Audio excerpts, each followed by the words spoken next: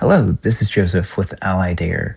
We're looking at the 7SCP18V all-climate side discharge heat pump today. I've gone ahead and removed the top panel from this 3-ton model to use as a reference for today. Looking at the wiring diagrams, 3 dip switch banks will be called out on the inverter control board. There's an SW5, SW6, and SW7. The SW6 and 7 banks are for factory programming only and are not adjustable or affected in the field.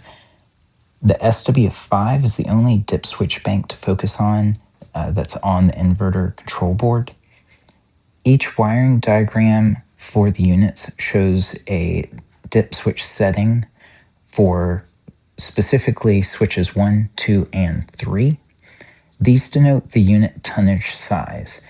The 7SCP18V has 3 models. The 24 is a 2-ton, the 36 is a 3-ton, and the 60 is a 5-ton.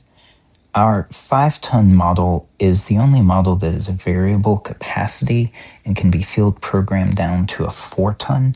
The 2 and 3-ton models are fixed tonnages.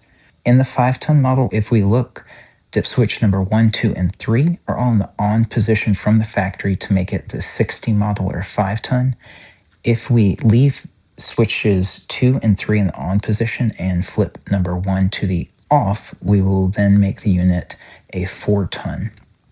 This change needs to be made prior to powering on the unit, as these are static switches and won't be affected by a live change. The only field adjustment that we may want to look at would be dip switch number 7.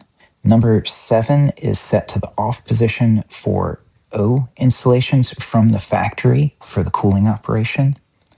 And if we switch it to the on position, that would put it in the B setting.